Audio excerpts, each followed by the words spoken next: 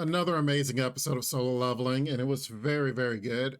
This episode covered chapters 88 to 91, and then a small little bit of 94 from when they were in an apartment scene cleaning it up. Overall, one of the best moments is Jinwoo finally got what he achieved. The one thing he's been working on this whole time is finding a cure for his mother, and that finally happened. Although there was a few moments that were in the manhwa that would have made it so much better that they were edited out, which we'll go over in a moment. I will have to say, you know what? Gotta give it to a soldier that works hard to achieve something and gets the job done. In this case, Jinwoo getting his mother back awake and healing her from his mistake in the past. A very, very heartwarming moment, especially with the whole orchestra choir song that was in the background. I was like, man, they're really trying to get you to tear up. So let's first talk about this. Jinwoo healing his mother. Now, it's great that he did get this chance to. There was a very awesome moment that they did edit out. It was essentially, if you remember the moment that he actually goes into the hospital and to see his mother to heal her, in the manhwa, he made another awesome pose that was just like, how cool can you get? You know, if you remember, he was flying on his new wyvern of his, and then he goes into the window of the actual hospital to see his mother. Remember, he was trying to get there as quickly as possible so he can heal his mom. So he wasn't going to let any doors stop him. He's like, you know what? I'm going straight through the window. But I hate the fact that they edited that out because that was just such a killer scene. But they really wanted to get the heartwarming moment that Jinwoo is saving his mom. So, you know what? I'm perfectly okay with that. When they were talking about the scar that was on his mom, and I will have to say, the anime made that scar look oh so horrible, especially like when it showed like when she got it and it was just to see the skin bubbling. I was like, oh man, that was pretty rough. But as a mother, she was trying to make sure that her son Jinwoo didn't harm himself, because as a parent, I would definitely take any pain on behalf of my child if I could prevent it. And in this case, she would rather have get burned than to have him burned. But they didn't really explain the whole process of her getting burned. Now, the key is in the manhwa, it talked about the reason why she got burned was because Jinwoo had the water. He wanted to wash his mom's hair. And I assume that what he did was he got, you know, hot water in a tub and then kind of wanted to pour it on her, but didn't, you know, being a child, didn't realize how hot the water was and thus scalding her. In the anime, it just kind of showed that she got burned and then her trying to protect him. So in the manhwa, for real, he was devastated by the fact that she was harmed because of him. And I love the fact that they, you know, showcasing in the animation of her being healed from the elixir of life. And I was like, wow. This moment was also heartwarming because you finally get to see Jinwoo out of his shell. The last time we really saw Jinwoo with so much emotion was back when he was his E-rank self, his small E-rank self at that. And of course, now dripped out with his aura, now he's able to really have that emotion with his mom. And she's like, I can see that you have so much burden on you and you kept your promise, thank you. And he's just crying in front of his own mom. And it was just so good to see that. And then later, his sister Jenna crying. It's just such a good moment. But leads into the next thing that was something that Jinwoo was struggling with. Should he continue? Should he continue being a hunter? And that seemed like that was something that was definitely on his mind.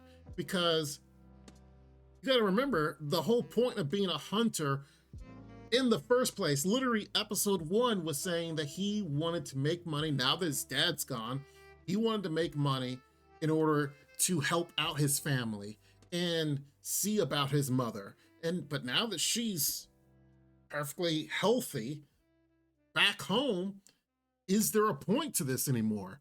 Now, we could play around, see how Dripwoo is absolutely capturing all these girls, especially Esso, who looked like she was about to profess her love to him in the beginning. but all of these girls just essentially just fall over from for breathing. Is it really worth it to be a hunter, put your life on the line to get stronger when you've achieved your goal?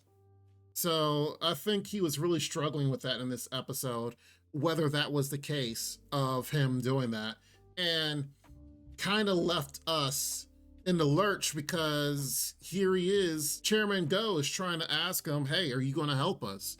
Are you going to participate in this assault on Jeju Island with these ants? Because, it is a big issue. And then right when he was about to respond, that's when he detected, he's like, wait, I feel the aura of other people. And then went into the other S-class hunters and then the whole fights and stuff. Now, with that out of the way, let's talk about the differences that was in this chapter. And there was actually quite a few, and one that I was really saddened by. The very beginning, when he gets his wyvern, comes back to the real world and just flying around it, there was two people where we did see the scene where Hunter goes talking about Jeju Island and discussing the plans and stuff.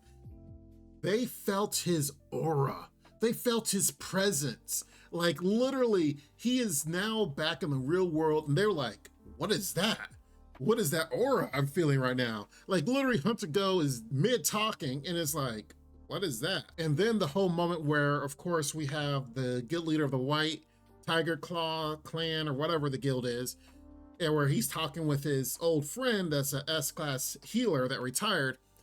He also, when they went into that scene, he was like, wait, what is that aura I'm feeling right now? The fact that they edited those moments out, like it was just those two moments. They edited that out and I was like, are you serious?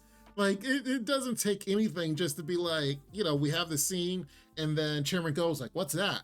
And then also the clan leader to say the same thing. But the fact that they took that out was just like, really? It's like, come on, man. Of all the things to edit out, why edit that out?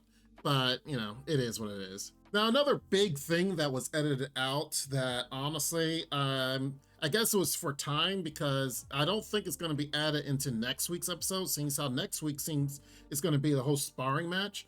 Before the sparring match started, there was actually a sparring match between the translator girl and the guild leader of the Knights, the guy that was an A class. Now, of course, they did have the whole banter where he's like, hey, are you talking down on us? And then she's like, excuse me, whatever.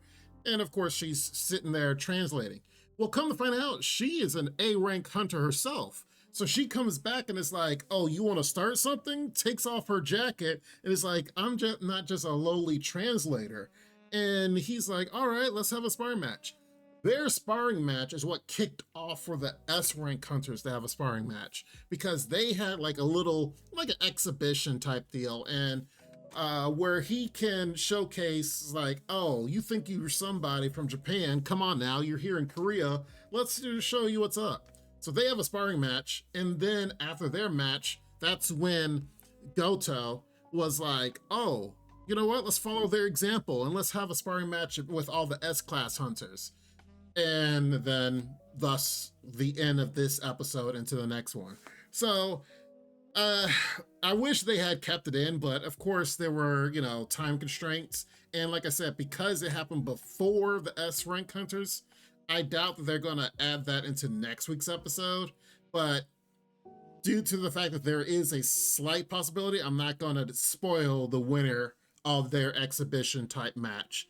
Overall, great episode, and I think this is a good episode to reflect upon, especially for Jinwoo, to kind of reflect on whether or not should he continue being a hunter, should he continue to try to level up to be the best when he has already achieved his goal?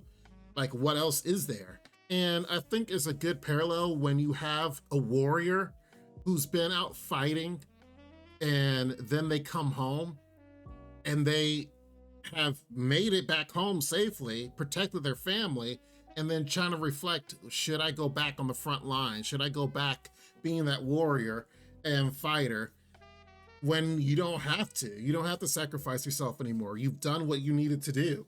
So it was a good reflection point, I think, at this moment in this episode. That is a good catapult for what is going to happen with Jinwoo in the future. So tell me what you guys think in the comments down below. Do you agree with what was going on? And did you feel a little sadness with that moment of Jinwoo and his family? Because I will have to say, it was a very touching moment. Didn't cry, but it was definitely a touching moment. But anyway, make sure you guys like the video. Make sure you guys subscribe for more, because we'll definitely discuss more for this anime and several others here on the channel. So don't forget to hit that bell icon for future notifications of other videos that we'll have and shorts in the future. In the meantime, you guys be safe. Take care. Lord willing, I'll see you next time. Bye for now. This ain't what you want, bitch, I'm a fucking phenomenon.